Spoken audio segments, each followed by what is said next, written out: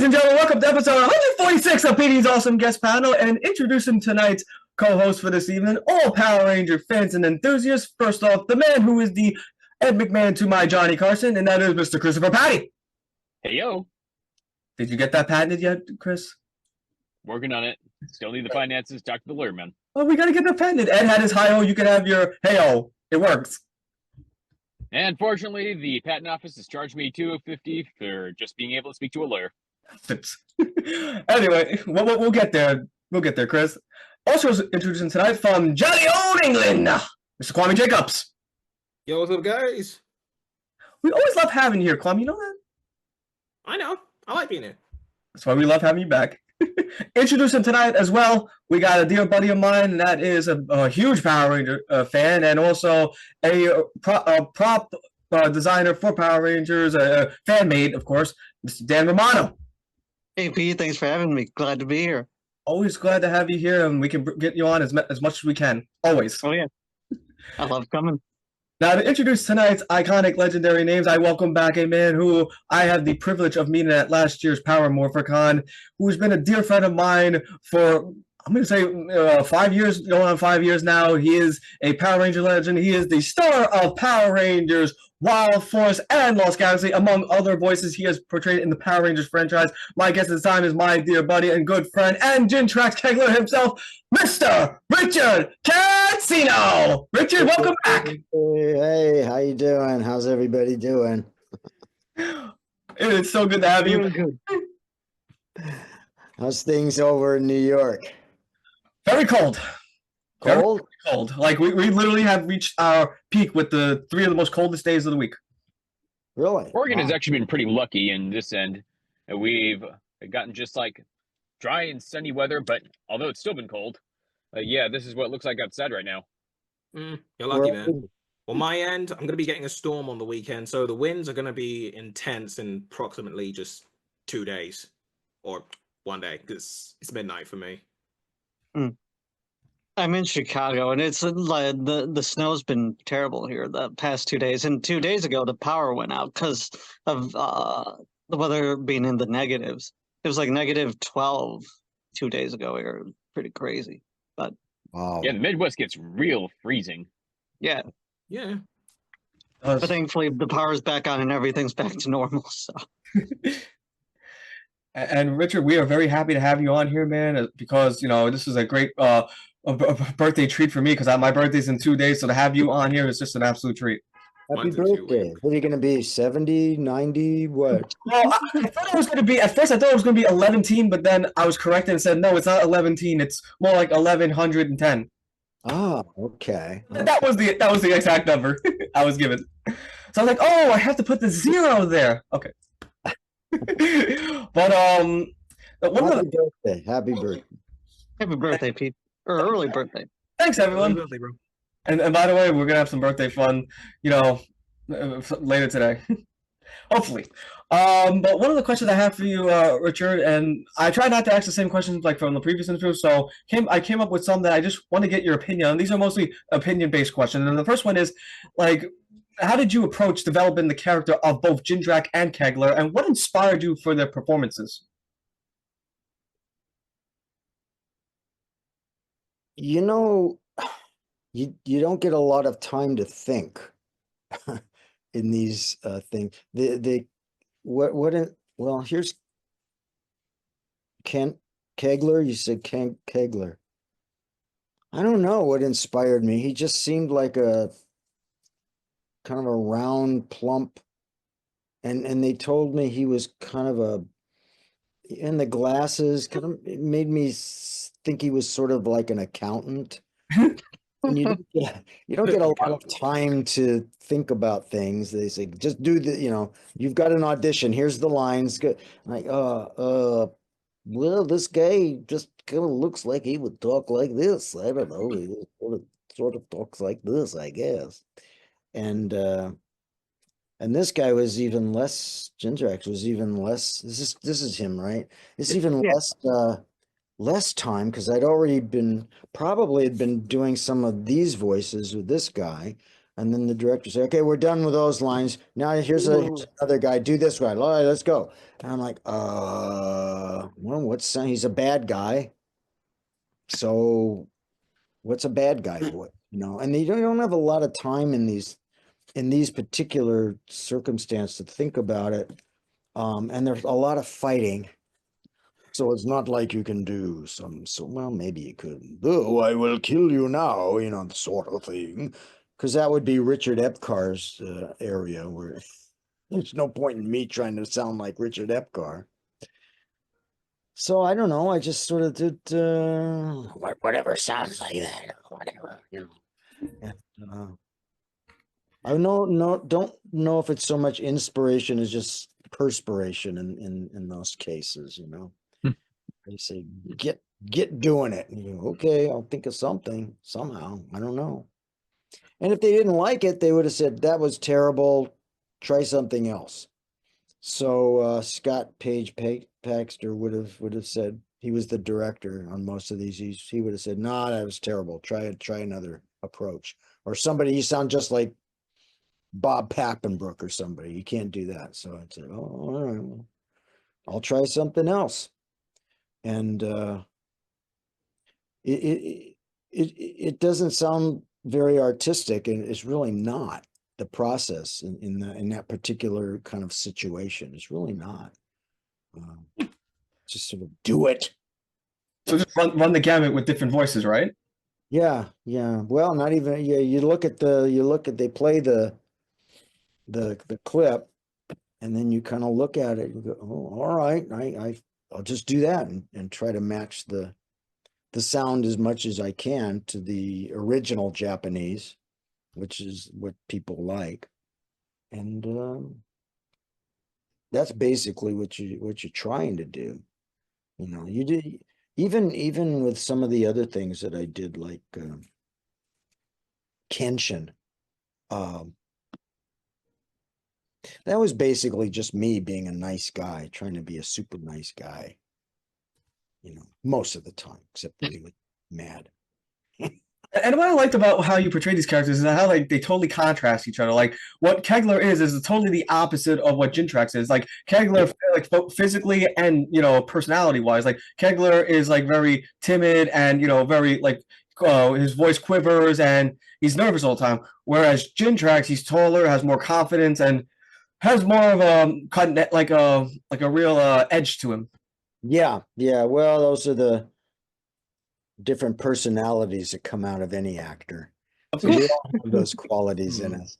And that's what I love, and that's what I always respected about you guys. Like and you mentioned also Bob Pappenbrook, like and names voice actors. Like you guys are the OG like voice actors for Power Rangers, like Michael Sorich, you said Richard Epcar, Barbara Goodson, like the late great Robert Axelrod. Like you guys were the OGs. Like and I just gotta commend you guys for your incredible work, especially the memories you gave us as kids.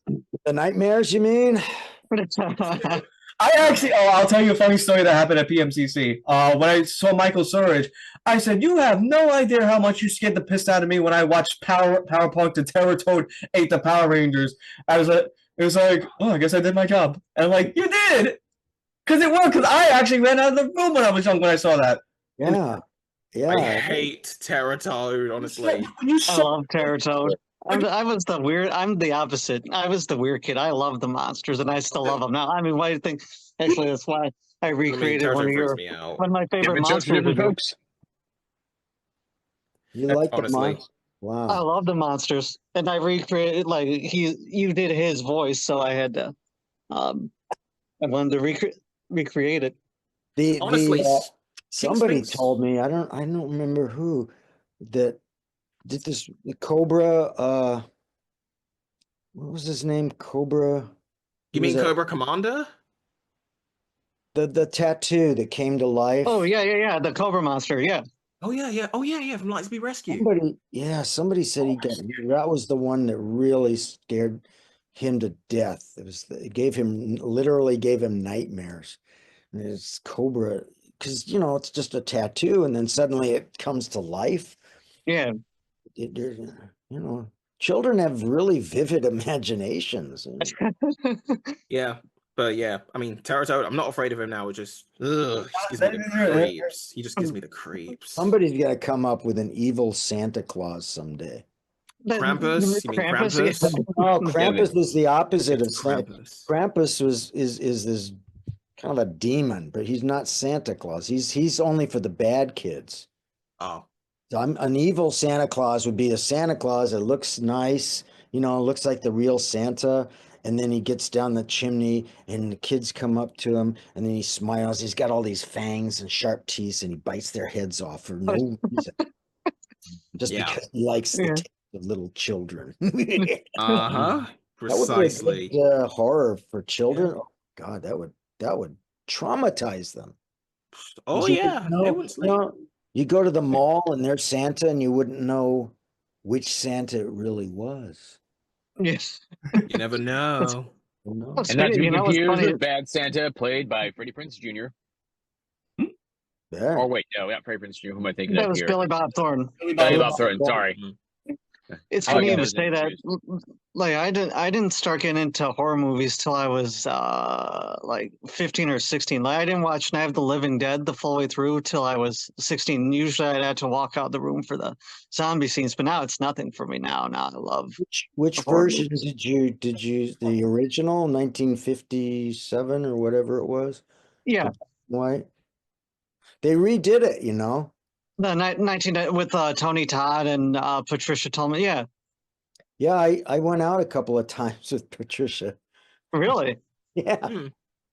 Hmm. She's so beautiful. I love Patricia, and she She's seems fun. pretty cool and friendly. She was very nice. Yeah.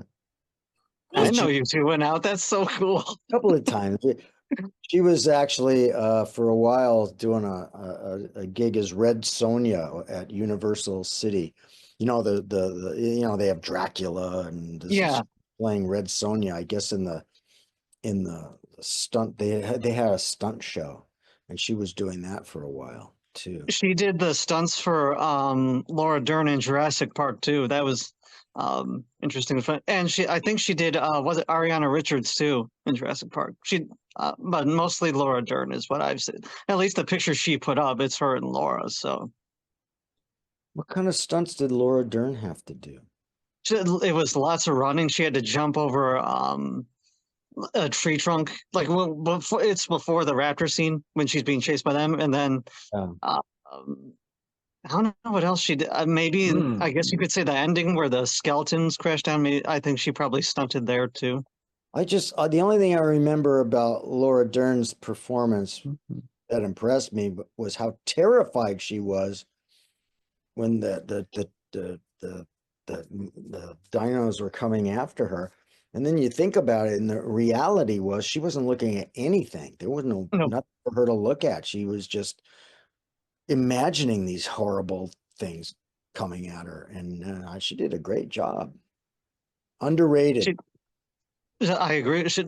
What's funny is she was one of my crushes growing up. I love Laura. Yeah. Yeah. Oh, Maybe she was thinking of you. you never know. That guy used to sneak in my bedroom at night. Who's the bachelor with the hoodie? Yeah, exactly. See, Dan, you're such what they call it's called Casanova, where they'll go, I will never take from you, Dan. You could be like, you could literally be at like a Barry Manilow concert. You could be like Barry Manilow, and then while you're singing, and you go, when you came, and you take without taking, you go, I would never take from you, Barry. But before I start laughing more, Chris, your first question for Mr. Cansino. Can you tell us about any character development or backstory that you created for Gindrax and Kegler? It's there wasn't enough time. You don't get time for backstory. You don't get it. They show you this stuff and let's do it now. And there's no time for character development or things like that. You stand there and you say like Petey was saying, well, this one guy's kind of plump and round and awkward looking. What voice would sound like that? And then the other guy is looks more athletic and more evil, and that's about. You really don't get a lot of time to sit and muse about what you would do with this character. It's not like, in regular acting in a theater or even a film, you'll get a script and you'll be able to think about the character and things like that. But with dubbing, you really don't get much chance to do that. And with anime, a lot of times you show up, you have no idea what the script is, none. And they give you your lines and they show the character, they show what it's doing, and that's what you get. And half the time they just want you to sound as close to the original Japanese as possible. So a lot of time it's not me doing my own interpretation, is just trying to get as close to the original Japanese as possible. Yeah, like once in a while I got there was one character I did that was kind of a detective, it was kind of a film noir kind of a feel to it. So, I channeled my inner Humphrey Bogart and sort of did him like that, kind of like that. Oh yeah, well, without the lisp, without the speech impediment. Oh, sweetheart. Yeah. Here's looking at you, kid. There's looking at you, kid. But I would say things, like, why would you ask me a question like that? That kind of thing, kind of his rhythm, Yeah. And actually, that's actually sometimes when you're stuck, you think, well, what does this character remind me of? Well, it reminds me of Jimmy Stewart. And if you're lucky, you kind of do a really bad impersonation of Jimmy Stewart, and you come up with this character, and or maybe he's got a Jimmy Stewart stutter, but he's got a Cockney accent or something like that. I don't know. And especially, like I say, especially with anime, you just, boy, you just get in there and you do it. Sometimes they give you 3, 4, 5 characters. Boom, boom, boom, boom, boom, boom, boom. Do it. And you have to be flexible enough to do that.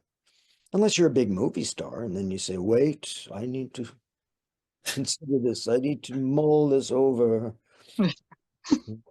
And then afterwards, the director, he tells, God, that guy, and he's a big star, but man, what a pain in the neck to work with. My God, because they don't I've have had a couple experiences like that with people with voice. One voice actress, she was kind of a diva, so I know what that's like. And there's a kind of a Jesus. famous story. I won't name names of an actress who was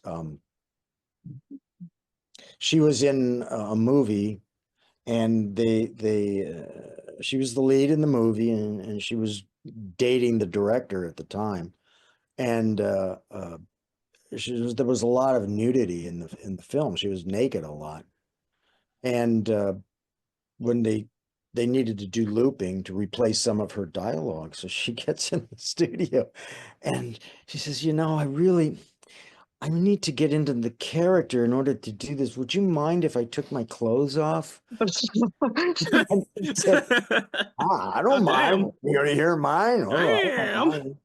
And to me, the most famous one that just drives me crazy. I read an article about Marlon Brando, who was maybe, he's arguably the greatest actor who ever lived, the greatest film actor who ever lived, at least. And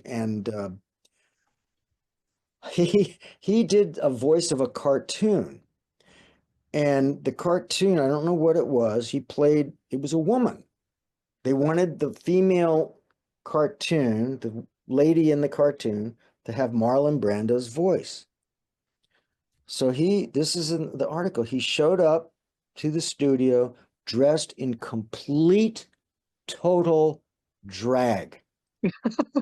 High heels, a dress, a purse, a wig, makeup, the whole thing. And I thought, God, love Marlon Brando that he can get away with that, because boy, if I did that, that would be the last job I ever did. You know, like Cansino, he showed up in drag for this. What an idiot, you know. But if it's Marlon Brando, he's a genius. He's a genius. So, there's a difference between what we do in the studio and what we do on a film set, you know. Like Dustin Hoffman likes to do a lot of improvisation, I hear, before they shoot the scene. De Niro likes to do a lot of character work and character development, things like that. We don't get that opportunity. We don't get that. And if you're even somebody at my level, which is a you know, basically a day player level most of the time, we don't get that much leeway. You know, we're not, just do it. Just do it. Well, that's right. An audition I had once, you know, when you go to acting school, they always tell you, think of something different. You know, you'll stand out at your audition if you do something different. And I went in for an audition, and it was a process server for a you know, serve a summons. And the line was, are you, you know, Peter Bowman? Are you Peter Bowman? And the other guy's supposed to say yes. I say, you've been served. And I was up against 4 or 5 other people for this, and I thought, well, I got to stand out somewhere. So this is what I did. I said, are you Peter Bowman? Yes. You've been served. And the casting director was like this. She just said, Richard, just say the line. Just say the line. What a story. Yeah. And I did not get the job. Wait, did you get it or no? Oh, no. Oh, Sorry you that's didn't get the lame. job, man. Terrible. You know, well, you're English, Kwame. So I have a thing about English films. I think English films love it. English directors, they love it when somebody comes in and does something with a tiny little role, like one line or something. Oh, believe me, we do. We Yeah. do. Americans, they don't like that. They don't want you to upstage the star. They don't want you to upstage the, you know, they don't want Yeah, you I to know. go, oh, you know, if you're playing the valet and your line is, here are your car keys, sir. They don't want you to take, you know, 30 seconds. Oh, I dropped the keys. Oh, here, you know, and do a bit out. They don't want it. Let's keep things going. Let's go, you know. And it's stifling for a creative person. But, you know, you got to do what you got to do. And you know, they don't, you know, sometimes there are directors who like it when you take a chance, but not that many, especially on television, because they're constrained by time as well. On a film, it might be a little bit different. They might laugh and you know, but on television, they'll get annoyed with you more than likely. Power Rangers, though, did they give you some kind of like leeway, like with or like flexibility when it comes to improvisation with the like voicing the characters, or was like, no, you have to say this? As I recall, I could get away with a lot of stuff with the Power Rangers because there's no lip movement to speak of. You don't really see that much, you know, as long as, yeah, he's right. you know, when you're dubbing, you have to match the lips as closely as possible. And most directors will listen to me if I have a suggestion about a change of word or change of phrase that will fit better into the mouth. I mean, it's a very time consuming process, and you know, you have the translator who translates the script basically from whatever language it is. Let's say it's Russian into English, and it's usually very literal. And then you have the adapter who adapts that translation into something that will fit into the character's mouth. And they don't always get it 100% right, or sometimes a word doesn't occur to them. So we'll make changes. The director will make you say, instead of saying this, say that, because his mouth opens when you say that, and he's saying something in Russian that's like ah. And so, and I'll make that suggestion. But and once in a while, I get away with something. I can, do something that depending on how secure the director is, because they're pressured too. There's a lot of pressure on the directors by the producers and the clients to just be authentic. Don't say anything different that's on that script. And so it depends. It depends. I heard Scott was loose though on stuff. Like he was pretty mellow on things. Like who was Scott Page? Like he was kind of mellow on yeah. stuff. Scott was very.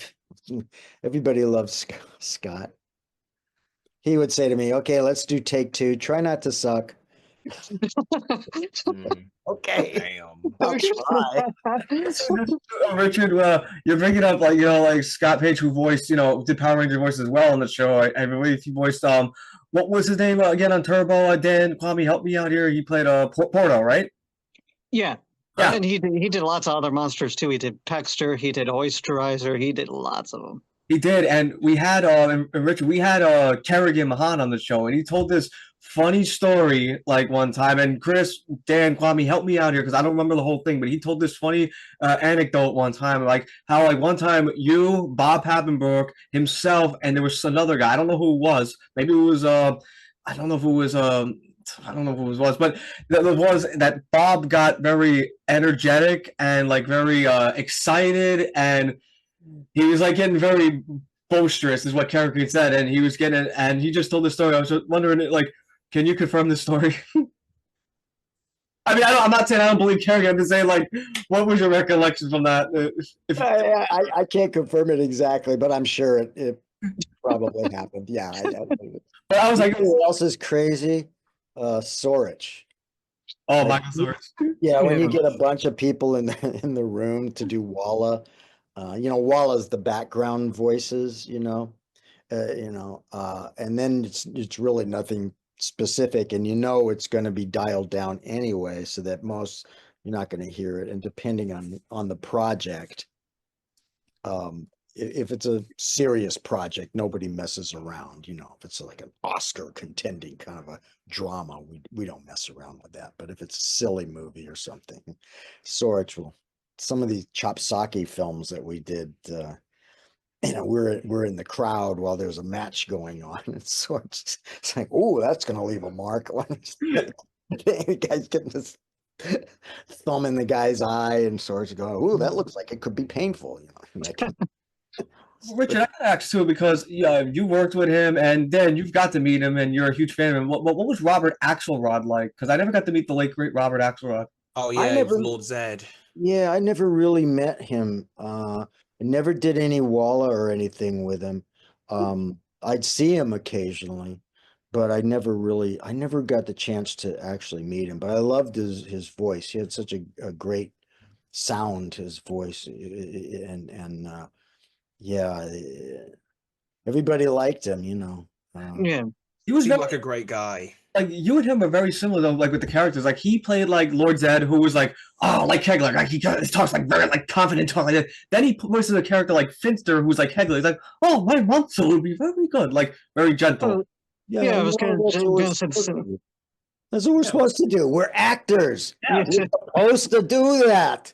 We're not supposed to be the same character all the time.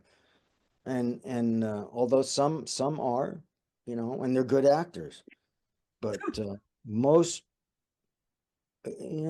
actors who are leading men, I think most of them really cherish the opportunities for them to be get out of that leading man kind of thing. You know, I think somebody like a Johnny Depp, you know, or a Marlon Brando, or somebody like that. There's just not a lot of people that want to do the same thing all the time, you know. Sometimes you can't help it, you know. No. And they're great at it. I mean, Humphrey Bogart was my favorite movie star. And he always was Humphrey Bogart, but I didn't care. He was great. There's nobody like him anymore. Yeah. Nobody's like him. Which is Nobody's allowed to sad. be like him, you know. He was one. I'm happy he'll take it and like it. Were you a fan of John Wayne or no? No. Okay. I know some people think he was the greatest actor who ever lived. I just thought he was very limited and very. Because all he can say is Pilgrim, I'm out there, Pilgrim. There's a very famous story where um he was doing something and I don't remember who the director was, but he said, John or Duke, you know, can you get more this into your performance on this? And Wayne said, listen, I got this and I got this. Take your pick. You know, well, at least he knew, you know. I don't think he would tell anybody that he was a great actor, but my cousin, I have a cousin who just think was the greatest actor who ever lived. And I Each their own, right? huh? Each their own, right? Yeah, to each their own, yeah, everybody has a every year after the Oscars, I hear somebody very opinionated say that piece of crap won the best picture. Are you kidding me? That so and so won best actor. Are you kidding me with that performance? That was ridiculous. But other people, the majority of the Academy, thought they should win. So, you know, art is a very subjective thing. It just is, you know. It is. Kind of Yeah. art. Music, dance, anything, you know. What You name it. passes for great acting in 1930 would be laughed at now as over the top ham, you know. Oh, they call that indicating. Yeah. Now, At least so.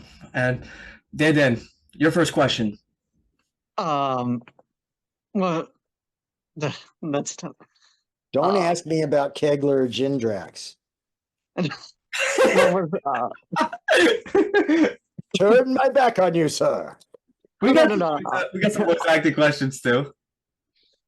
Actually, I kind of asked him during but it's more. I found it when you were talking about Robert Axelrod, how similar Finster and Kegler were, though, just in like because I'm sure you heard Robert's voice as Finster in the past. Because I mean, you're both in Mighty Morphin. Like it was both. You both had the same like, yes, my queen. How can I help you, Trakina? And like Vila Max, you know, Yeah. like it was, and because that's how Finster was, or how Robert made Finster too. Was like, how can I help you, my queen? You know, now to just Yeah, and there's other characters in other shows that other people did that's somewhat similar to that as well. Yeah. You know. just I appreciate it. Plus, again, you know, I love the monster voices. Oh, here's it. How did you come up, or for Grumblebee? How did you come up with that? Like his voice was like sorry. Yeah, my friend. You know, another thing is Shit, hard. come on, skewer. That's sorry, me doing an impression of your Grumblebee. I You know watch your what? episodes a lot, so You know what else is weird about doing anime nowadays? You know, the greatest voice actor who ever lived was Mel Blanc, right? Bugs Bunny, Right. Favorite Yeah, stuff. yeah, yeah. right? But a lot of those characters he wouldn't be able to do nowadays with those voices because he did a lot of speech impediments and oh yeah, nowadays, Elmer Fudd. yeah, you can't do I couldn't do anybody with an infantile, that's called an R, quasi wabbit, It's called an infantile R, where you say W instead of R. And no, you're not allowed to do that now. No lithup. No sibilant S's, because that's going to offend people, and you can't do that. The guy that did Roger Rabbit, he talked about that. How do we Ken Fleischer, right? Yeah, how do we do this character? He's got to have a signature. What do we do? And so he did whatever he was doing, and that was not a speech impediment. But even accents and dialects, you have to be careful with.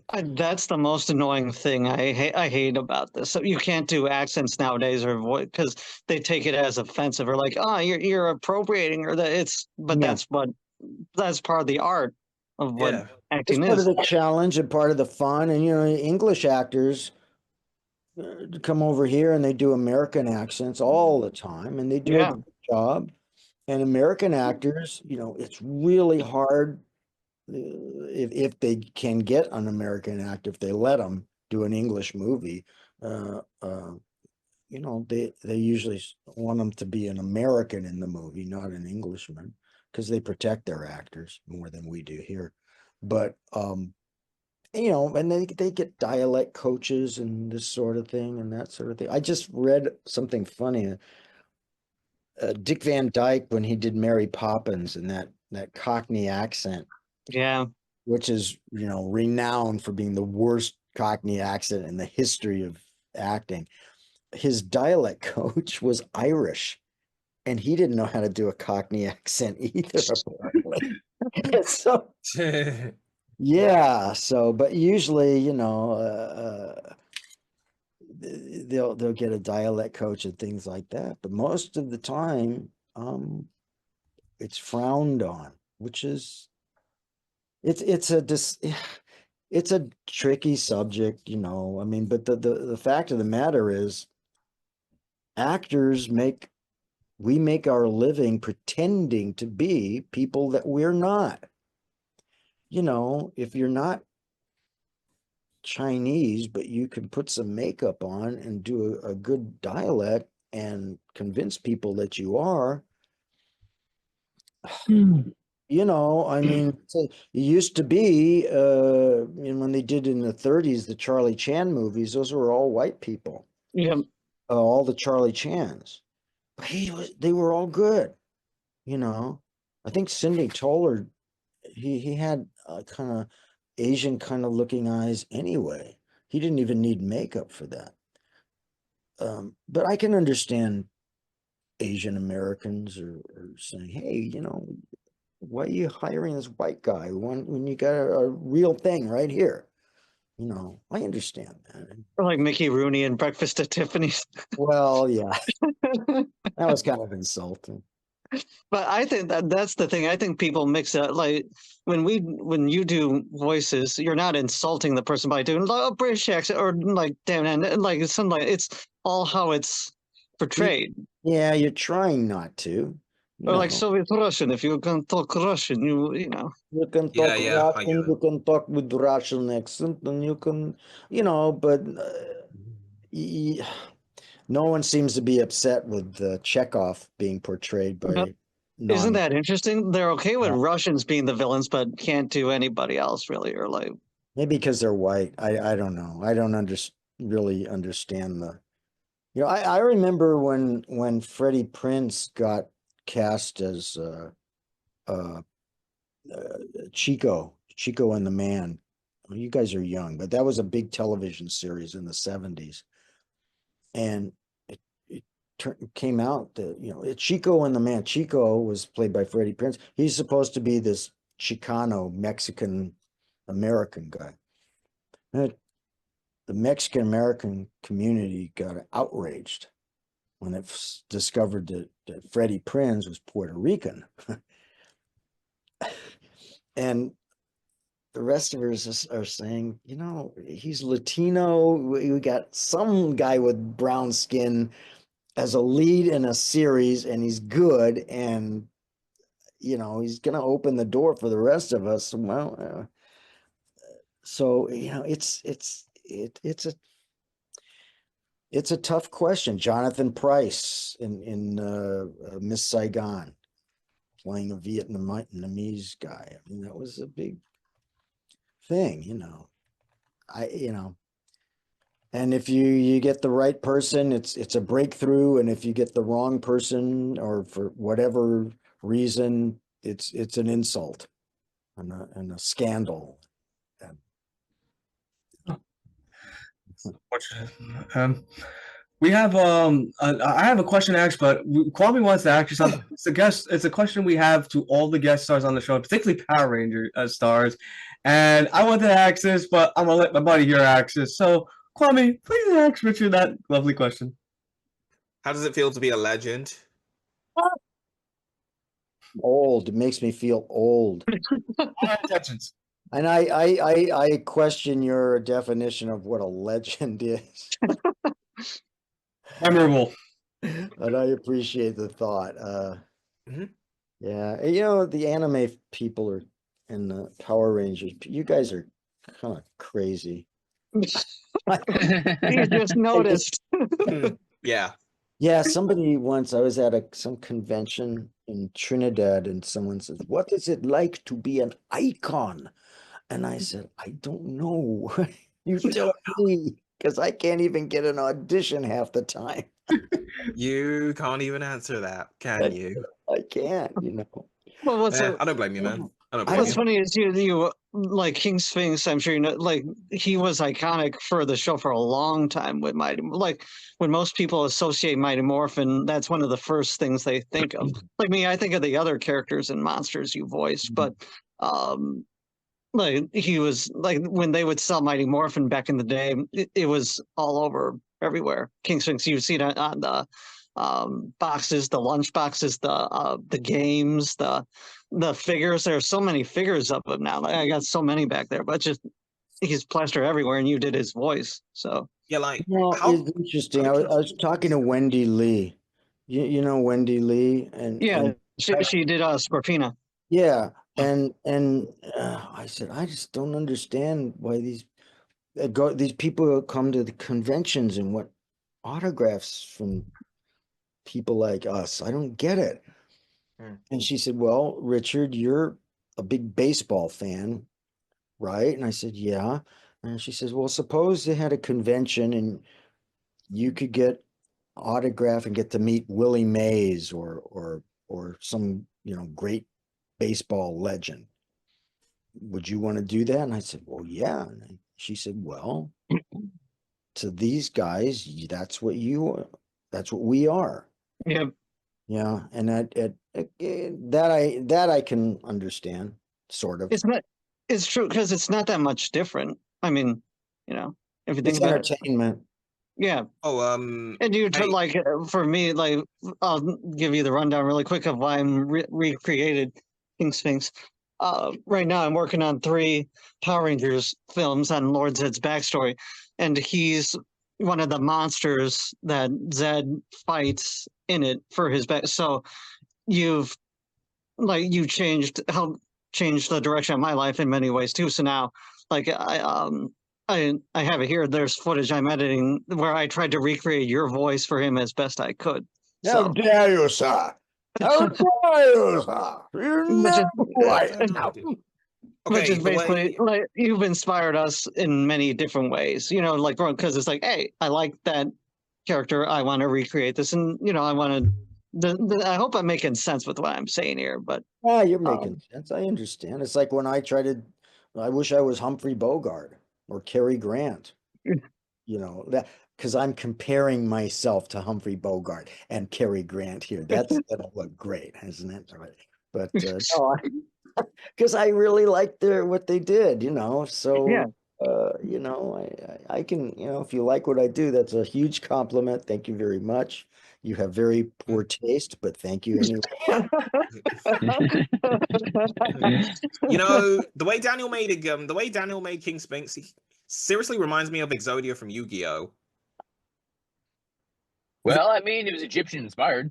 Exactly. Honestly, it's just, you know, King Sphinx does give the Exodia vibe if you think about it, you know. Really does. Yeah. It does. It Kinda. looks like Exodia in a good way, but this is what's been confusing me. Correct me if I'm wrong. King Sphinx is one of the most popular monsters, Mighty Morphin, right? Yeah, he's the most iconic. Yeah, that's why I've seen him everywhere. Okay, I don't know if it's just me, guys. Correct me if I'm wrong. In Lost Galaxy, didn't he come back? Did he come back? No, that was I know which one you're thinking of. It was the Stolen Beauty mummy thing. I forgot his name. Talking about Carol. Yeah. It's that Yeah. monster. Yep, I know who you're talking about. Yeah, Yeah. you know what I'm talking about, right? Yeah, I think was it Miratome or something? Something like that, yeah. That I remember because Carol Hoyt actually voiced that character. Yeah, because I was getting a bit mixed up because like, is it just me? Did King Sphinx make his return to Lost Galaxy, or is it just me? Nope. And I had a question for you too, Richard, and this is actually a Power Ranger related question too. And I just was getting your opinion on what do you think is the most enduring aspect of working in the Power Ranger franchise, and what do you think still continues to keep the audience captivated after 30 years? Being captivated. Now, that is, to me, frankly, is a mystery. I don't know. I don't know. Maybe it's the connection with your youth. I think it's kind of a mystery to all of us. There are certain anime. Well, there's one in particular thing that I did as an anime thing, and I understand why that resonates with people. What Power Rangers, I don't really know, except they morph into these good guys, and I think maybe it's because the Power Rangers are just kind of normal guys, but when met with a challenge, they rise to the occasion. They transform into these heroes. And I think maybe that's something that we all wish we could do. I mean, we wish we could defeat the bad guys. Mhm. And Yeah. Yeah. And Rich, I was going to ask you too, like as a second up question for this, and that, like, what do you think of the impact that Power Rangers has caused on both older and younger generation of fans? 30 years later. Well, I'm very grateful for it. I'm shocked, frankly. I think most of us that participated, we never would have. If you'd have told us when we started doing this that this would resonate with people the way it has, I think we all would have just, no, you're crazy. But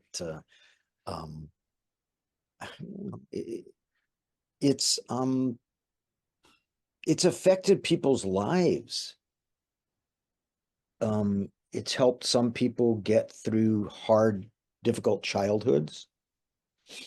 And when I go to these conventions, I see some of the people that are walking around, and I can tell that they not only had difficult childhoods, but they're having a difficult time in life in general. Not you guys, but there are others, and I can see it, and I can see how it inspires them.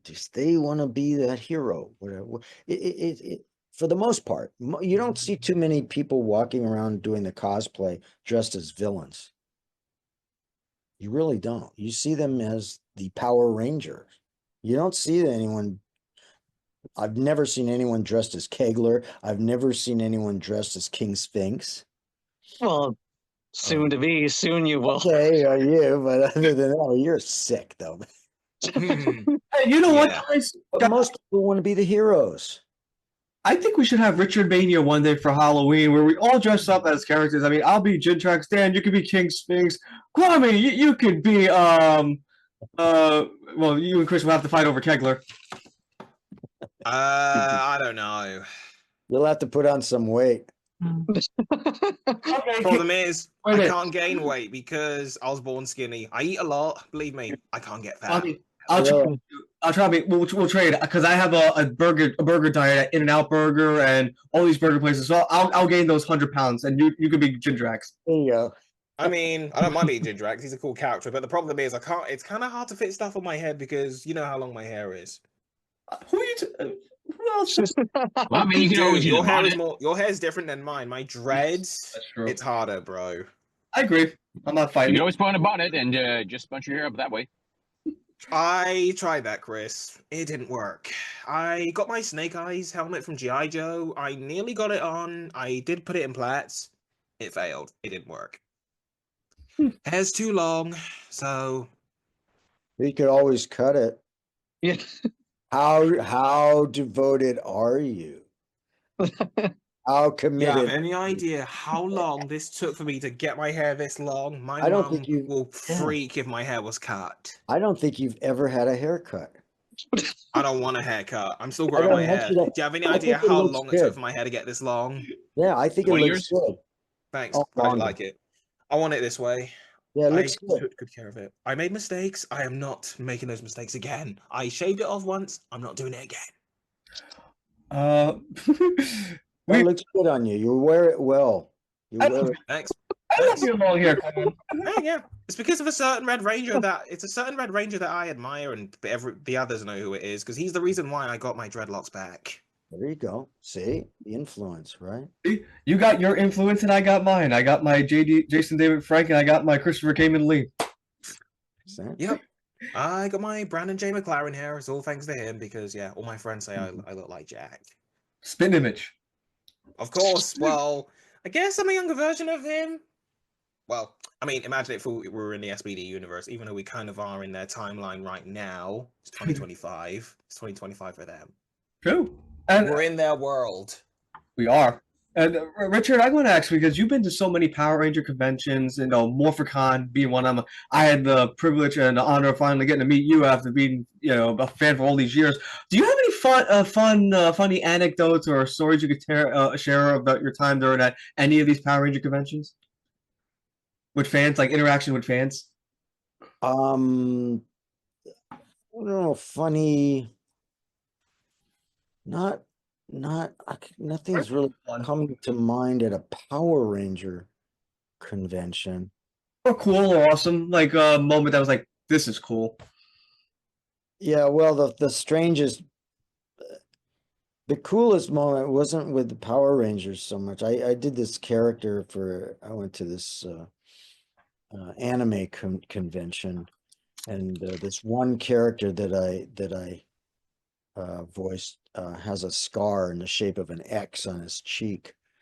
And this guy showed me his knuckle and he said, look, and he has this X-shaped scar that looked just like my character scar in real life. And I said, wow, how did you get that? He said, well, I had an accident and it left a gash in my knuckle.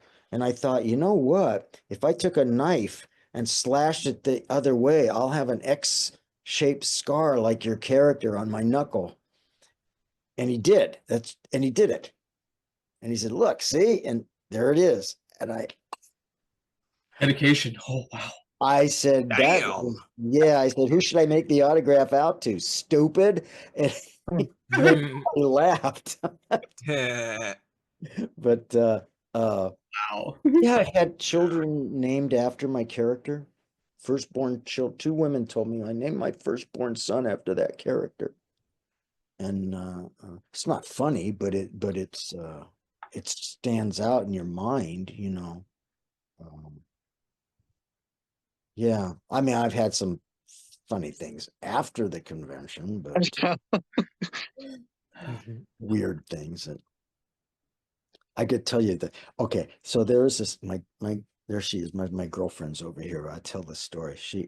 She after this convention, it was in Trinidad, and the producer was so nice to me. And afterwards, she said, after the convention, I asked, can I stay around? I've never been to Trinidad. And she said, okay, we'll arrange some stuff for you to do. And that's great. So one of the things that we did, she said, we're going to go horseback riding in the ocean. I said, wow, that sounds fun. And so we get on these horses and we're riding we walk down this trail and I'm on horseback and we're going under this tree branch And some horses are going around it. Some people are ducking under the tree branch. I opted to just lift the branch over my head and go under the branch. And there was a guy walking by us who was kind of like our guide, and he said, "Oh, you should never do that, man." And I said, "Why?" He said, "Well, those trees, their sap is acid. And if it drops on you, it can kill you." What? So, yeah, these trees, they have signs. So don't sit under these trees. The acid is dangerous. The sap is dangerous. People have been killed when they sat under the tree. And so there was that. Yeah, kind of And like that episode of Star Trek. Now that I think about it. yeah. Or like alien trees, you know. Yeah. And we get into the ocean and man, the horses are digging it. They're running and having one horse went way out deep and was literally horse paddling and really having a good time.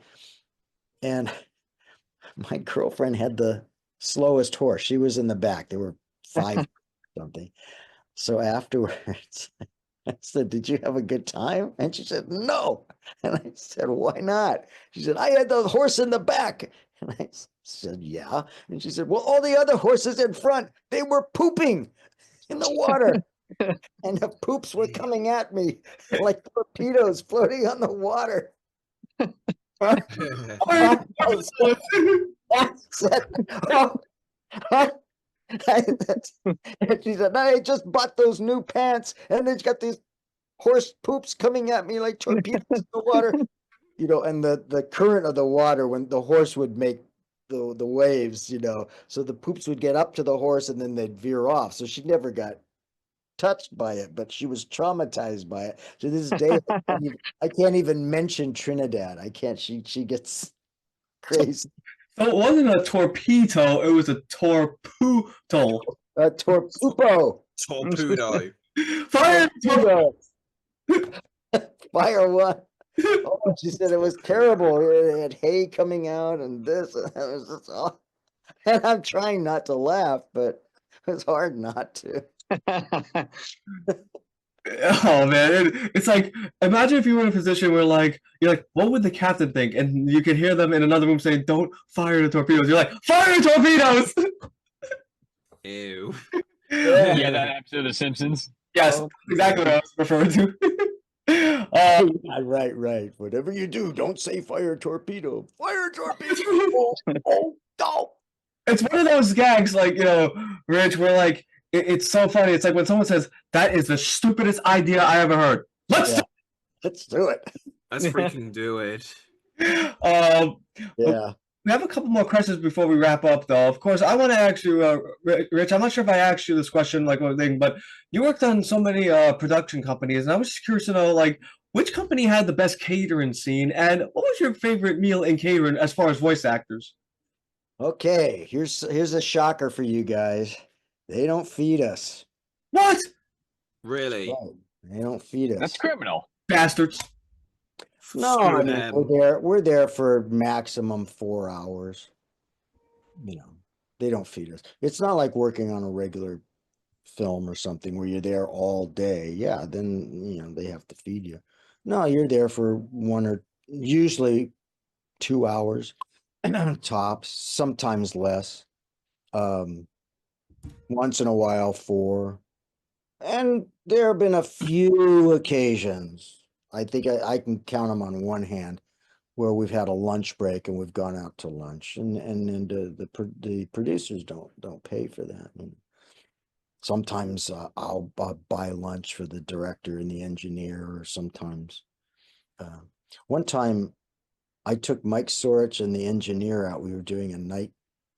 It was a job at night, and we had a dinner break, and we went out to a really nice Italian restaurant, and I paid for dinner for everybody, and had a really good time. And no, they don't pay. They don't pay. Once in a while, maybe in the morning, you'll see some bagels or something, but you don't even see that. You know, they'll give us water. They give you water. Did they at least put ice in the water? No. They would at least be curious and put some ice in there, you know? Well, you don't want ice in your water anyway. because that will constrict your vocal Oh, a little bit. So you just want Yeah. room temperature. So but yeah, you don't. Once in a while, what they do is if there's an eating scene, then they'll give you something to eat. So it maybe, depending on how realistic they want it to sound, or drink, here's a glass, drink out of this glass, and but no, you don't get fed in general. Lucky if you get paid. Are you kidding? at least they give you the money. If they can't give food, at least can we have money? Yeah, please give us money. I'll And, take that. and Hmm.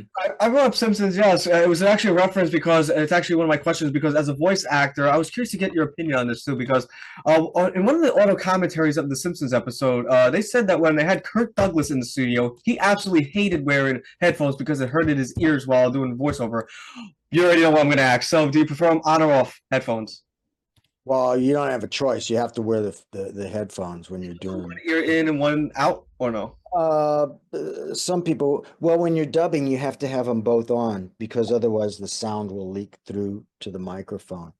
But after a while, they do kind of push on against your ears, and you do get a little achy, But we get breaks, and once in a while you get a single earphone. I prefer the double, just so I don't have to hold it up, you know. Um, and it's or sometimes they have a little thing that holds it up on your ear. I've just gotten used to having the two, one for each ear, left and right, and that's yeah. Now I suppose if you're there doing an original cartoon like The Simpsons, and they're there all day to do, maybe they do, I don't know how many episodes they'll do in a day. Then those people will get fed. But when you're doing anime or Power Rangers, which is dubbing, now you don't get fed. And there's so much levels of respect I have for you, not only for your work in Power Rangers, but for what you do in the voice acting industry. And I'm not only a Power Ranger fan, but I'm a longtime fan of the art of voice acting. Ever since I was 9 years old, I actually always inspired to be a voice actor growing up. And this is my next question to you. And like I said, who would be like, I mentioned Mount Rushmores, though, like if you had to give the Mount Rushmores of voice actors, I mean, for males, who would they be? For me, it would obviously be Mel Blanc's Dawes Butler, what's his name? Dawes Butler, Mel Blanc, Don Messick, and June Foray. Yeah. I guess I wouldn't argue with that. Those are good choices. You know that all voice actors, they're actors first. Mel Blanc did a lot on camera stuff, and we have a joke. Is, well, I've got a perfect face for voice work. Hmm. Hmm. Right. I often tell I people mean, that I have the face for a radio. yeah. And you just, there's so many reasons why you cannot get cast for an on stage or on camera role. You're too short, you're too fat, too thin, too dark, too ethnic, not ethnic enough, too ugly, not ugly enough, too handsome, not handsome. You can do a perfect German accent, but if you look like me, you'll never get cast as a German. You just won't. And on camera, but off camera, so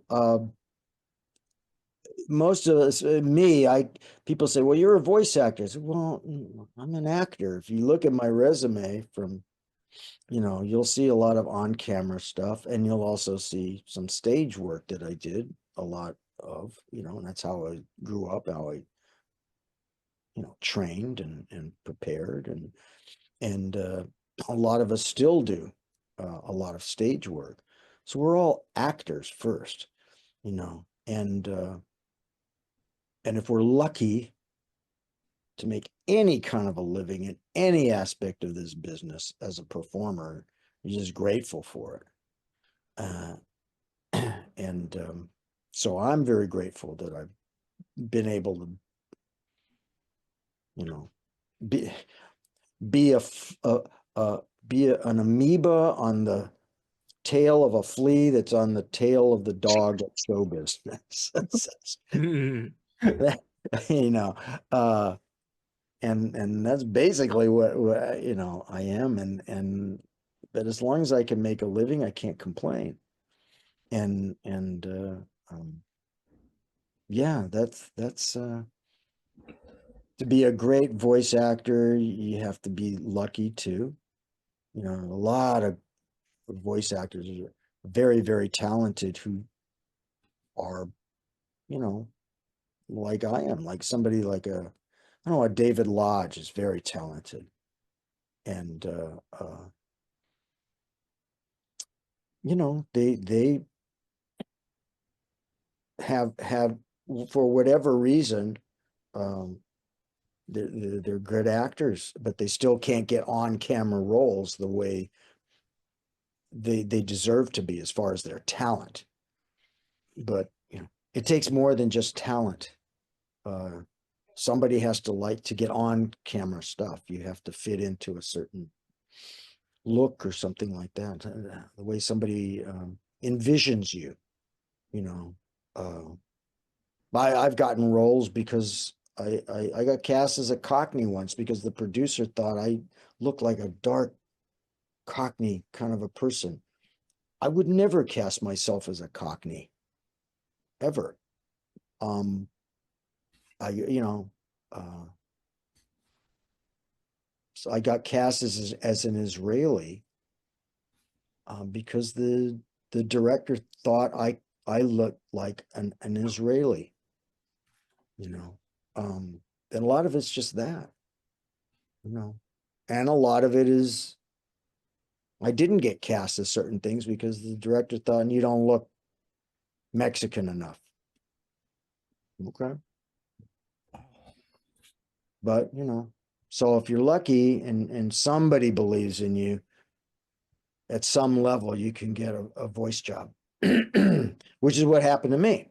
I just happened to have a friend who was in a position to hire me, and Steve Kramer.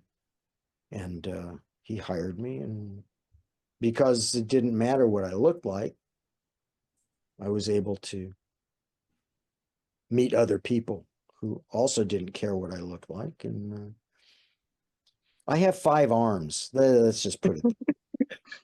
Well, what's funny All going right, off the that secret is out. most people don't take voice acting seriously though. Then like it truly is like you have to act. You have to be able to get the character's emotions out and make sure people can feel it. Like even like we joke with the Ranger stuff, but there is something like we each connect to with um something about it. You had to like there's a reason they stick out and people remember them, and there's something to it. But people always forget that it's acting first, and then you have to be able to relate to the Yeah, character or whatever you're portraying. right. Some people say to me, I want to be a voice actor. And I said, no, be an actor. Be an actor. Yep. Be an actor.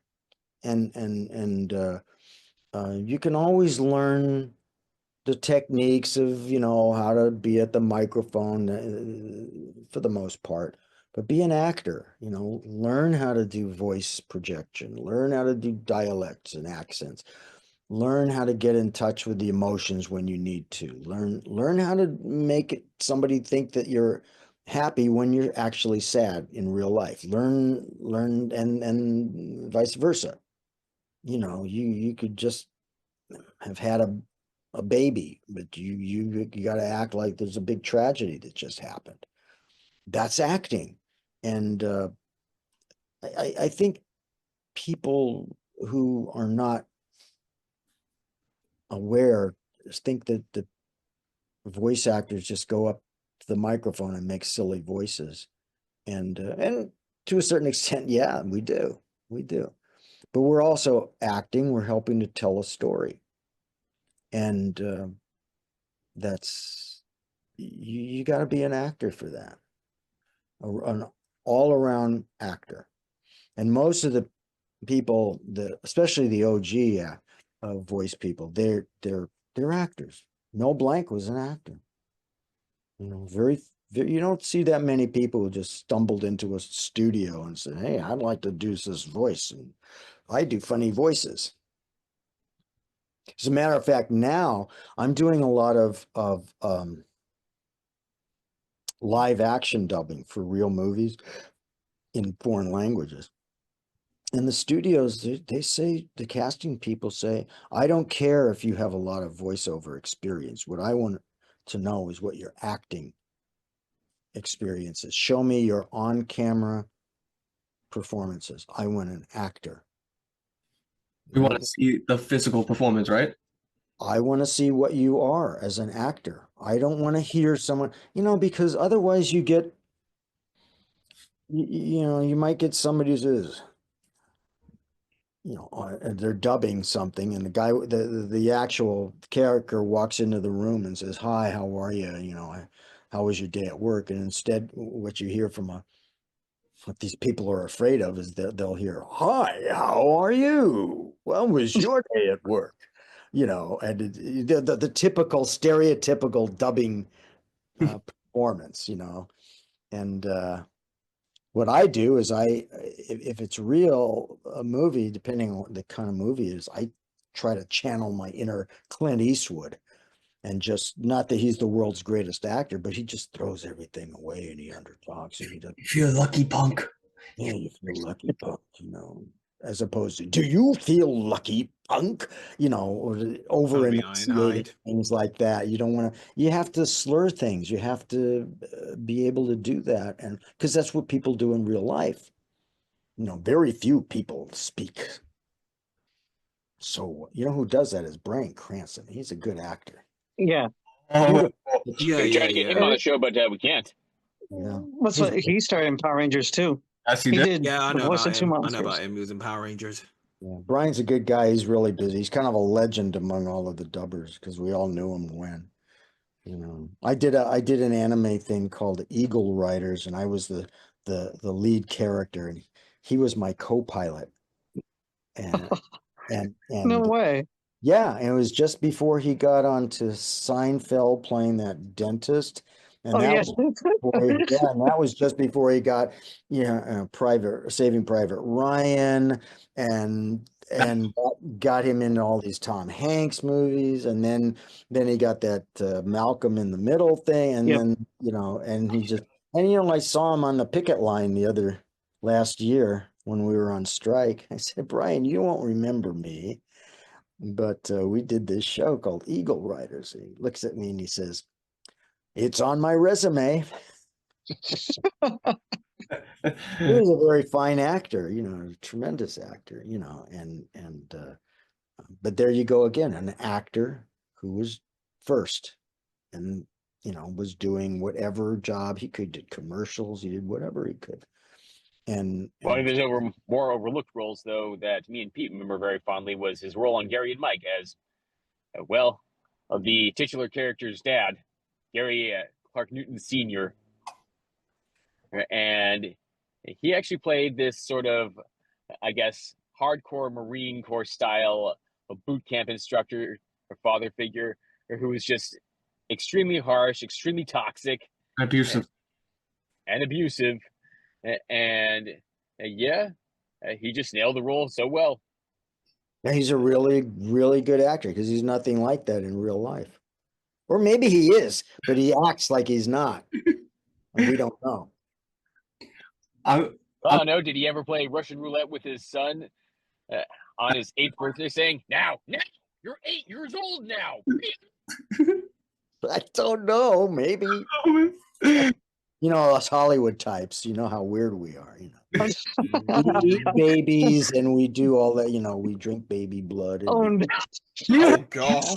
It's union rules. We have to spend 2 hours every day by the pool getting a suntan, and we have to drink at least a pint of baby blood every day. Baby blood, actual baby blood. Yeah, it's He's joking, Kwame. He's Oh, never mind. It sounded being like you. It sounded sarcastic. like you meant it. He was referring to It sounded like you were not conspiracy theory. joking. Kwame. I don't have my No, aluminum seriously, it literally foil sounded like supply. he was not All right. joking. You see never how heard I about get into that? trouble? I get into trouble. Okay. Okay. Well, That was Damn. great. the next question, I guarantee you, is going to be a fun one because you remember this one, and we had this question for Latham. I'm going to ask it for Richard here. And Richard, you are a legend in the Power Ranger industry. Like, you've voiced many people. I know you get that a lot from people, including myself. But you know what? There is one question I have to ask you, and I was inspired by this question from a Power Morphicon in 2016 when a live fan actually went up to the villains panel and asked this question to Latham Gaines himself. So I speak for Chris, Daniel, and Kwame when I ask you, can you threaten us as either Kegler or Jintrax? I don't think he's gonna do it. Uh, Please go on. if I do Kegler, it's not much of a threat. I mean, think about that. I'll do a Kegler threat. Guys, threaten us. I'm trying not to Look, laugh. you- Kegler is less you- intimidating. I love you. You fellas are so annoying. I'm going to fly over to New York, and I swear I will hug you so hard that you all get terminal splinters for my keg, which I have done. Don't laugh because it's been done before. You know what? Oh, Saying come on, is- threaten him, really threaten him. Come on. Bring Jintrax out. I'll rip your hearts out. I'll eat them for lunch, and I'll drink your blood. Yes. Oh man, I love me some Jintrax. Nothing Yeah. personal. What are you gonna do, Kegler? So you know what? I would say the same thing like DVL said when the Psycho Rangers returned. You better stop asking questions before I destroy you. You think you're gonna hug us, Kegler? You better stop trying to threaten us, you pathetic barrel, unless you want us to destroy you. Oh, now there it goes. See? Yeah, but Kwame, stop. You're going to bring out Jintrax in the process. Stop that.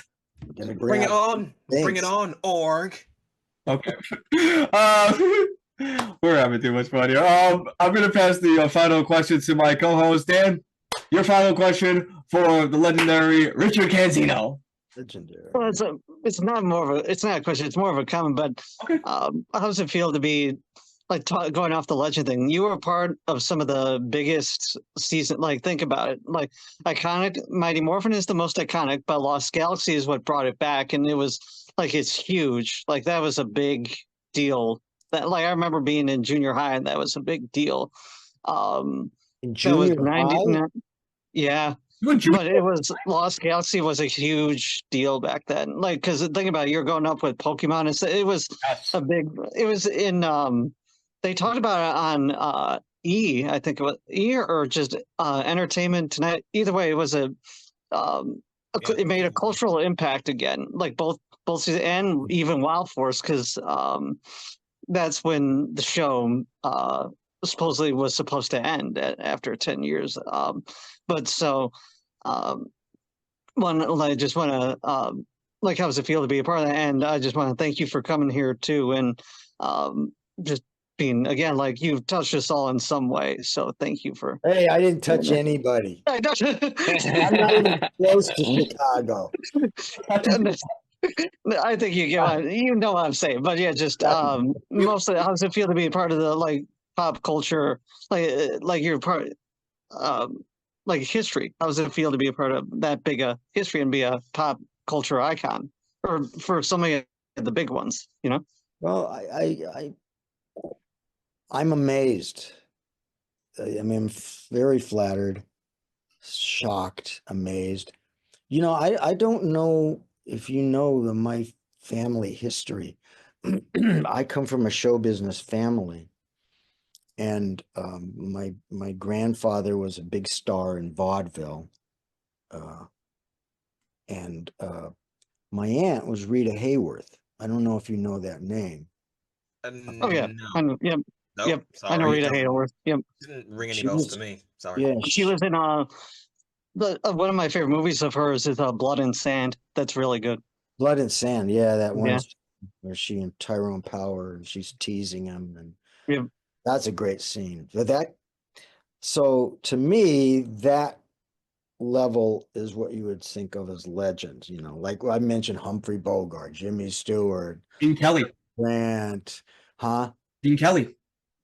Right? Gene Kelly, Fred Astaire, you Yeah. know, and to me, that's legend. And when you talk about what my accomplishments are compared to that, you know, I'm a little, you know, like I said, a little amoeba on the tail of a bacteria on the tail of the dog of show business compared to that. So when you say those very nice compliments to me, that it's very um, surprising and flattering, and it's actually it's humbling because you never thought none of us, I guarantee you, none of us ever thought that we would have that effect on people.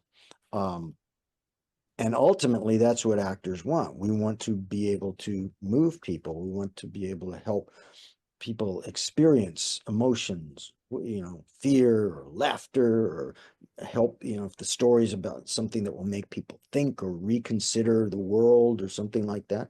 That's what ultimately what we want to do. And I think it was last year, whoever won the Oscar last year, I can't even remember who it was. And he's holding his Oscars and he says, movies are important. And because, you know, when you get to that level, they change people's way of thinking. And we never, those of us in the anime community, we never thought that we would ever change somebody's life with what we were doing or inspire them to uh, uh, muddle through hard times and come out better on the other end. So it's very rewarding and gratifying and surprising and shocking, and that you all have such poor taste. And no, but seriously, it's very flattering and you know, it means a lot. You spend your whole life doing something, and you know, most of the time you think, well, this is just a job, and it's not really doing anything for anyone. And then you find out years later, no, you're wrong. You had a profound positive effect on the world, which is what all of us want, no matter what our field is, except for axe murderers and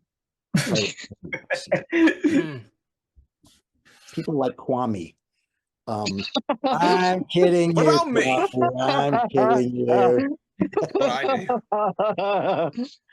No, but you know, we all want to do that. I mean, you do certainly. You know, that's why you're doing these podcasts. You know, so yeah, it feels very rewarding, you know, and surprising. And so please send all your money to me. Donate. And Chris, Kwame, I need your Venmo or Cash App. And let me say this to Richard, that you know, I was one of those kids, you know, that grew up like watching like Power Rangers. I didn't get to watch My fault. It's not my fault you turned out like you did. Don't try to blame that on me. Oh no, the only thing I was gonna blame you for was me having my love for blueberry Kool-Aid, because people would say, "Well, were you drinking the Kool-Aid back then?" I was like, "Yeah." As a matter of fact, I actually was drinking the Kool-Aid, blueberry to be precise. It wasn't the purple one. I didn't drink the purple Kool-Aid. Did it turn your tongue blue? Sure did. Not. Yep. Now you know I'm not lying. There's no white line on my tongue. That's excellent. Quam, your final question and/or comment. Well, it was good to have you back here, Richard. It was It's been a good to while. see you guys again. Yeah. I wish I could get my hair long like yours. I actually had a ponytail for a while.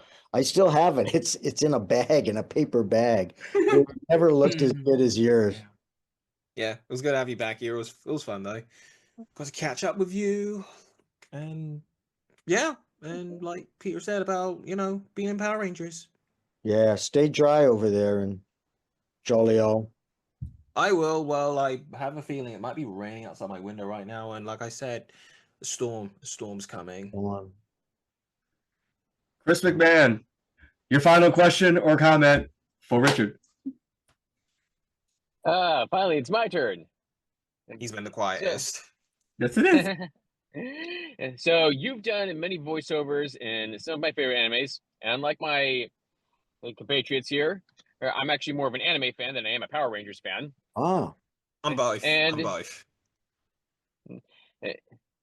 yeah, you were part of like some anime that's been among my favorites, and some I recognize: Bleach, Naruto, Rurouni Kenshin, Tenchi Muyo, Lupin the Third, Cyborg 009, Street Fighter 2, The Prince of Tennis, and even some video games like Fallout 4, Assassin's Creed, and Red Dead Redemption 2. Now, I wish we had time to go over them all, but you mentioned Kenshin. What was like some of your memories doing his voice, and did you take any inspiration from samurai stories like those of Miyamoto Musashi to immerse yourself into the role? no, I didn't know anything about it when I first did it. None of us did. You know, there were two iterations of it.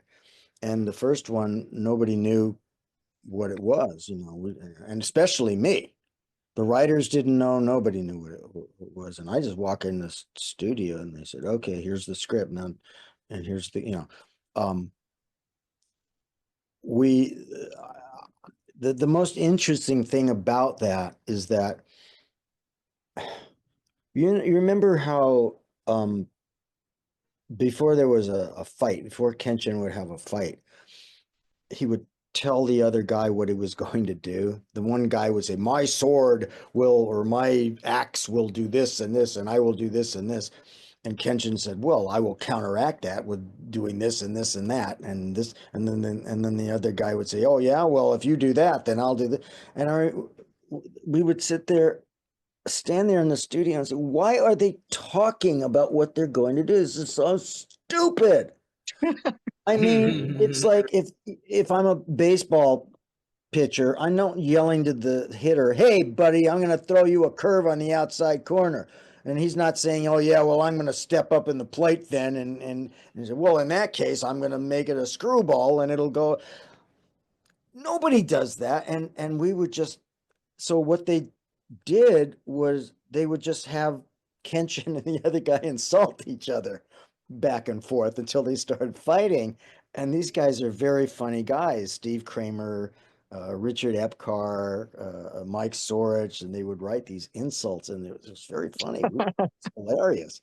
But the fans said, this is terrible. We don't like this. It's not authentic. La, da, da, da, da. So they redid it. But they did it the same. This time they were, instead of insulting each other, they were talking about, I'm going to do this. I'm going to do that. I'm going to do this. And I remember the director was a very sweet Japanese lady. And I would get so frustrated and I would say, what the hell are they talking for? Why are they talking and telling each other what they're going to do? It's so stupid. And she would get frustrated. She said, look, Richard, it's just the script. You just got to do it. So I would do it, but I didn't like it. And then during the middle of this run, I got a cast in a film, an actual film. And one of the actors in the film was a martial artist. And he was talking one day about kendo. Kendo is Japanese fencing. Yeah, I know what it is. You know what it is, yeah. And the way it works is, you know, one person will strike a pose, let's say the butterfly pose, and the other guy will see that and say, well, the way to counteract that is to do the scorpion counter. And then the first guy will say, oh, he's doing the scorpion. I have to change the butterfly pose to do the dragon attack. And it goes like that. And you see the two guys doing all this posturing and changing until one of them sees an opening, and then it's over. It's not like Western fencing where you parry and thrust and parry and thrust and react. And then I realized why they were talking, because you can't just do that in a movie or a cartoon or anything, because it's going to look silly. So you just have two people just doing all this weird stuff without explaining what they're doing. It was the way of explaining what they're doing. In here's the butterfly. I'll attack you with this. Well, and I'll counter with that. Well, and I'll do that. I'll change with that, and I'm back and forth, and then the fight starts. And I realized that's what they were doing. Then it made sense to me. And I had to apologize to the director. I said, "Oh, I'm so sorry. Now I understand." And she slapped me around, but you deserve it. But, yeah, so that was the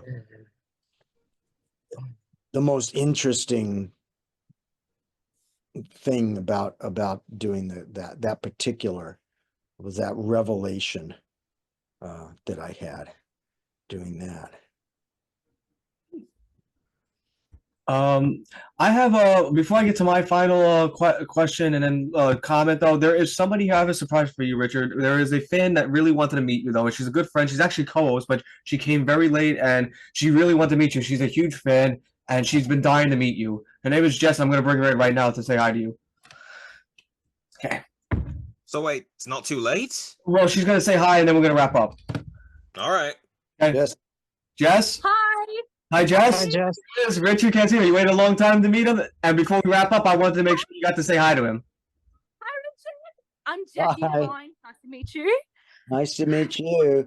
You don't look like a huge fan to me. You look kind of. I am. I've been learning so much about you since last year for like 6.5 months. Oh, where are you? I'm in Australia. Australia. Oh, that's why you're upside down.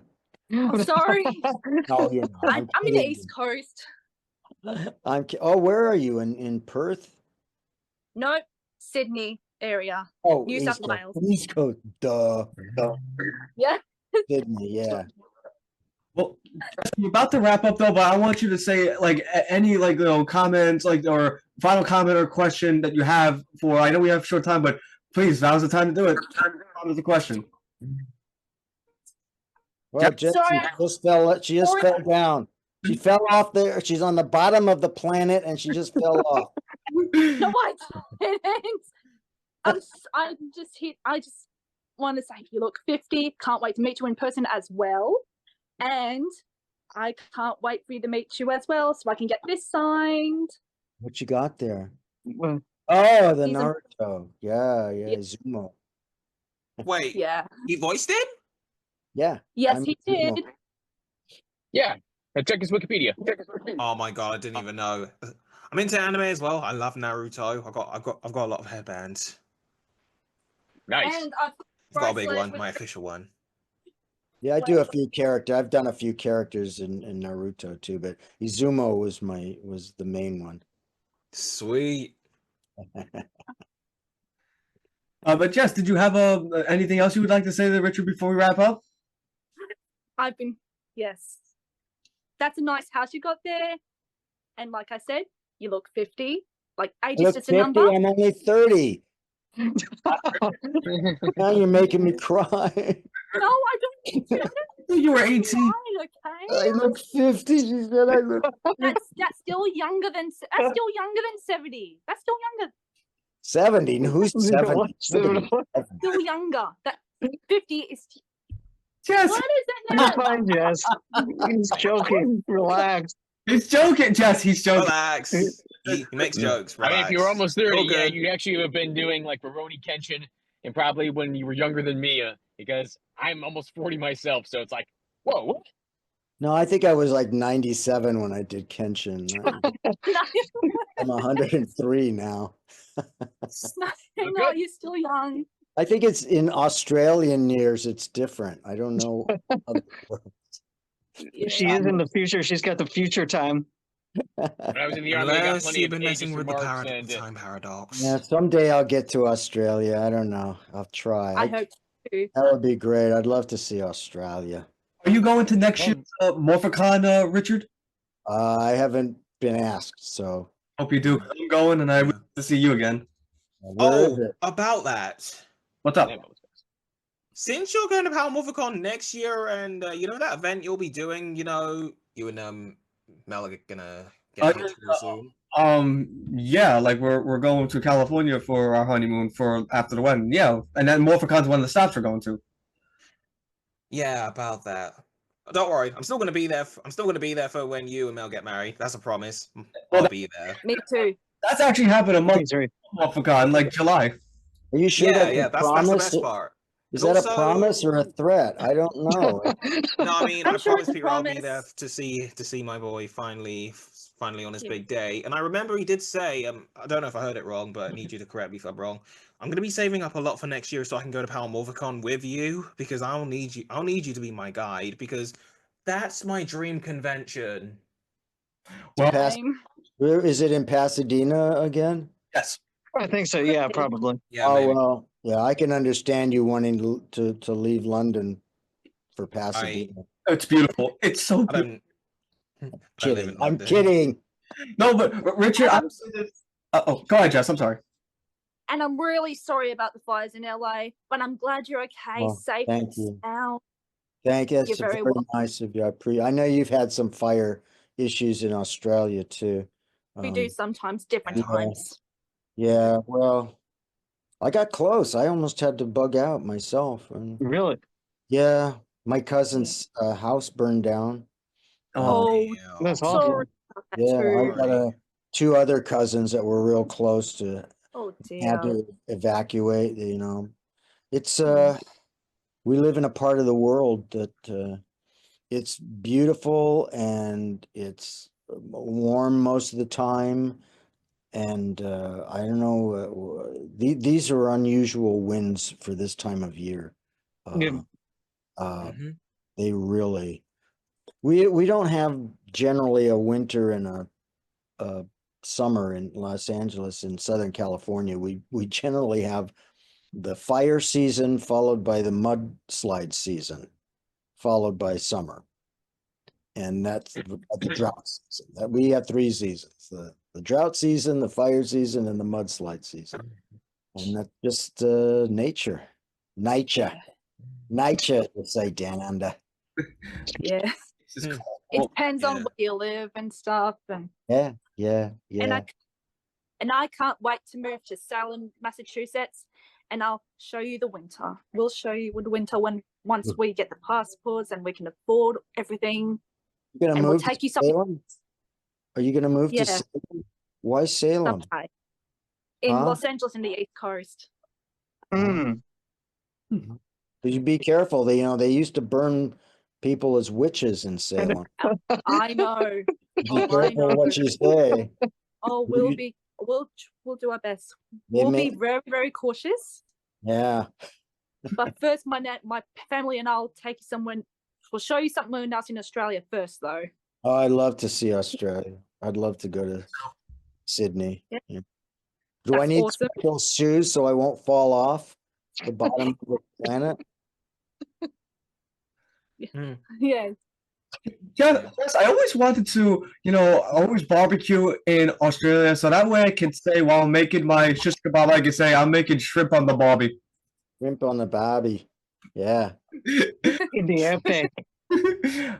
Richard, I'm going to say my final question and I'm going to say my final comment. And you're very familiar with this question because it was asked last time. And that is, what is next for Richard Cansino? This is the part. Say anything you like, promote, hype, talk about anything you want. It's open mic night. The floor is yours, Mr. Cansino. I can't talk about it. They don't let you talk about anything anymore. You have to NDA? you have to sign non-disclosure agreements to even audition for things. I'm doing some dubbing things on Disney and Netflix. Okay. Huh. And It's a 3-week trip. It's a 3-week duration trip to Las Vegas and California. It's not just that is great. And may I say, as a native Californian, West Coast American, 3 weeks is a good time period because there's a lot to see and a lot to do. And good. 3 weeks is a good time slot for you.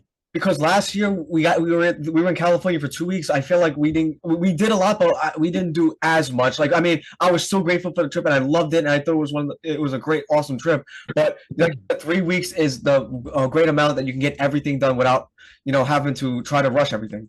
Pretty much. yeah. You can go down to San Diego if you want and see that for a few days. You can go down into Mexico a little bit, Tijuana.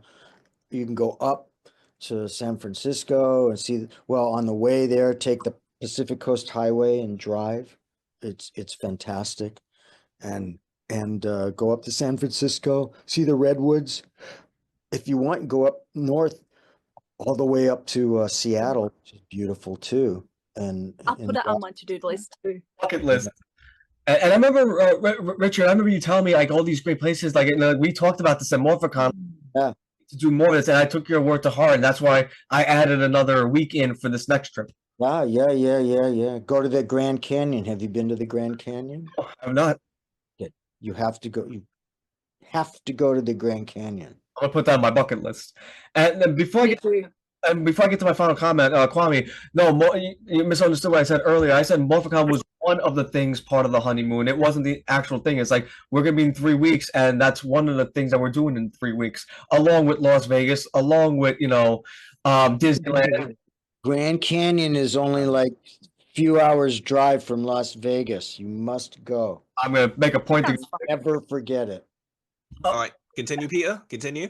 yeah. Well, Grand Canyon is one of like Richard said, and also Universal, Hollywood. I'm gonna go to Disneyland. My sweetie is a big Disney fanatic, so I'm gonna try to get at least 2 or 3 days. 2 or 3 days just at Yeah. Disneyland. Yeah. My girlfriend is a big time Disney maniac. Yeah. You need 2 or 3 days just for Disneyland. How much for Vegas would you say? 2? It depends on what you like. Do you like gambling? Do you like all the glitz and all that? I don't like Las Vegas. That well, Already you given. go see the Venetian. Well, I would rather go to Venice. The actual Venice. But some people just love it. I would say 2 days would be for me tops. But if you like to gamble, then it's paradise. Unless you lose. Yeah. There's the That's Hoover why I Dam would like too to try over the there. shopping. I would, Dan actually, That's why I would like to try the shops. The shops in Vegas, probably Yes, kind like of hot stick. expensive. and I Yeah. would bring this up too, but Dan, actually, we were thinking at the same time, Dan. Like we brought up Hoover Dam. I want Hoover Dam too. That was another tourist site I wanted to see. Yeah, that's Wait, quite. you haven't seen the Hoover Dam? Ever, only in video Oh, and okay. movies. Yeah, it's quite. Yeah, me too. Yeah, there's a lot of really cool things to see out on the western part. I mean, we're leaving out Yosemite and other national parks and things like that are in California has Yosemite, which is the big spectacular national park. What about Yellowstone?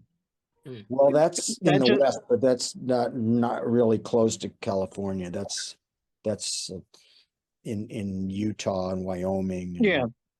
Utah has Bryce Canyon, which is really beautiful, and there's so many things to see. If you get a chance, go to New Mexico and see Carlsbad Caverns, which is incredible. And I always say, Europe has all the man-made attractions that you want to see for the most part. When you come to America, especially in the West, there's so much nature, spectacular things that just aren't anywhere. I'll tell you, you go to the Grand Canyon, you will never forget that. I'm putting that on my bucket list. Yeah, it's All right, like then. If you, we have Niagara Falls is on the East Coast, and we have out here the Grand Canyon. It's not on the coast, but it's just something you just can't forget. And if you take that Highway 1 up the Pacific Coast Highway, it's a long drive, and Big Sur, places like that, you'll have to pull over every few miles to stop and take in the view. It's a great thing for a honeymoon. Beautiful scenery. Yeah.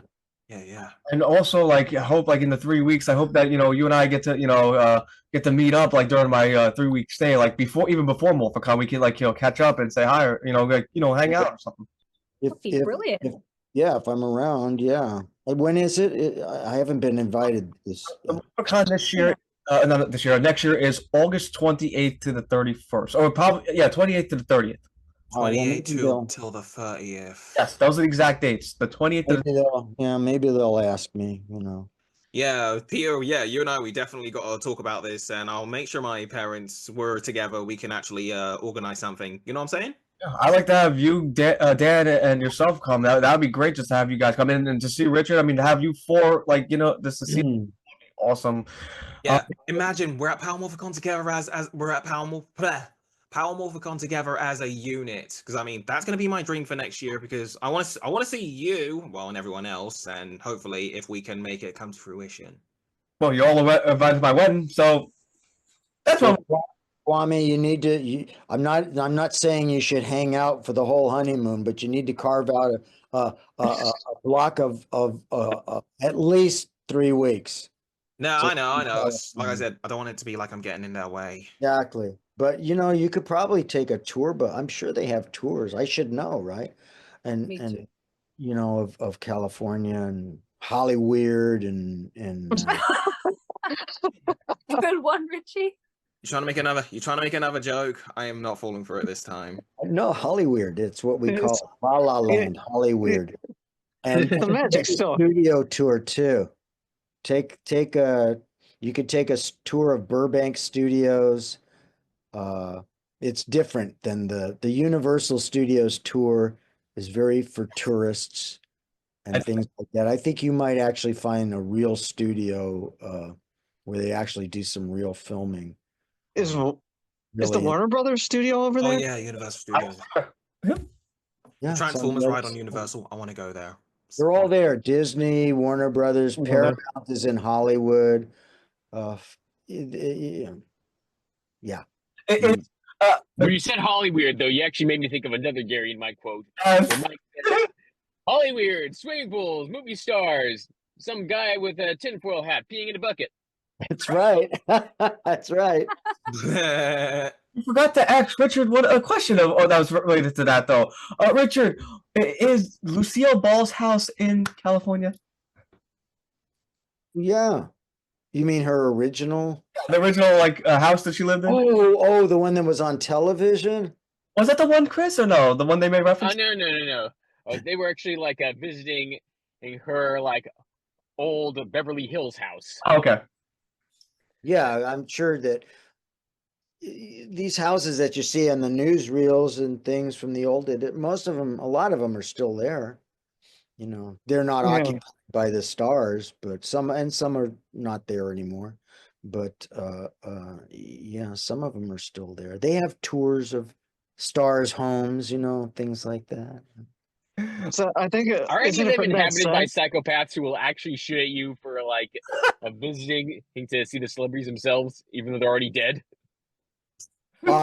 You can take a cemetery tour. They have those. Yeah, my brother does those. Yeah, and go through. Well, actually, I've done that. I've gone and visited some of the graves of some of the movie stars and that I've admired, in the past. They're all over in Hollywood. There's a Forest Lawn in Hollywood. There's Forest Lawn in Glendale, which is a suburb. It's like 15 minutes away. And then there's Hollywood Forever Cemetery, where Mickey Rooney is, and Rudolph Valentino. Yeah. And How far are you from Encino? it's kind of interesting, How far are you from Encino, California? Encino is like from Hollywood, it's like, I don't know, 20-minute drive on the freeway, depending on traffic. The only reason I asked, though, because one of my favorite voice actors, the late great Phil Hartman, actually lived in Encino. That's the reason why I asked. Yeah. Michael Jackson lived in, I think, in Encino. Did he live in Encino? Yeah. Wow, I didn't know that. Jackson family home is up in the hill. Hmm.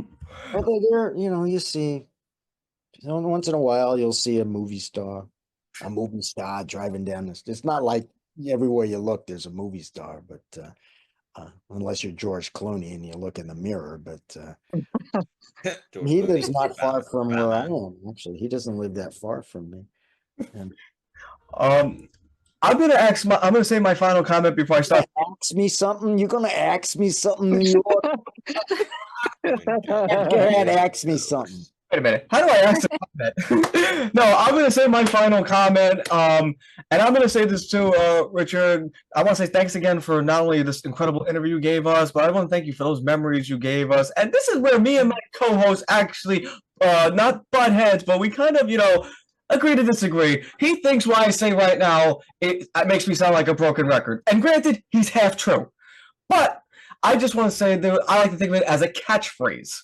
And that is, you have this incredible gift, Mr. Cansino, where you could take a 30-something odd fan that's up here and bring him way down here and make him feel like that little kid again watching Jindrax or Keglers and watching Power Rangers up and just completely just thinking how awesome you are in voice acting. Well, that's very nice of you, and you generally speaking, as a rule of thumb, you can't compliment an actor too much. We're very insecure. Don't they all say that? We are. We're very insecure people. I can respect that. I can totally respect that, Richard. We like to be loved, whatever. So no, it's very nice of you to say that, and I appreciate that. And yeah. Another thing, fun fact, I used to live in London, but it was southwest London, but I don't live there anymore. oh, where you live now? I live further away from London. It's a lot more peaceful. Believe me, you don't want to live in London, guys. It's too expensive, too crowded, and very noisy and very expensive. Yes, I know London is expensive. Yeah, from my experience, guys, trust me, you wouldn't last 5 minutes. Or if you wanted to live there, good luck. Yeah. I just wanted to point that out. But I've been in London, and I like London. Yeah, it is awesome, but remember, it's expensive and crowded. Yeah. And a lot of traffic. It's full of English people too. Yeah, welcome to my world. One last thing before we wrap up, Rich, and I feel like you deserve this, and I waited since I was a little kid to do this, and everyone knows where I'm going with this, and that is thank you, Richard. Thank you, Richard. Thank you, Richard. You are welcome. You are welcome. Let's go, Dodgers. Sorry, Peter. I know you're on the East Coast. Thank you again. I'm going to send you a copy of this when it's all edited and done. I promise.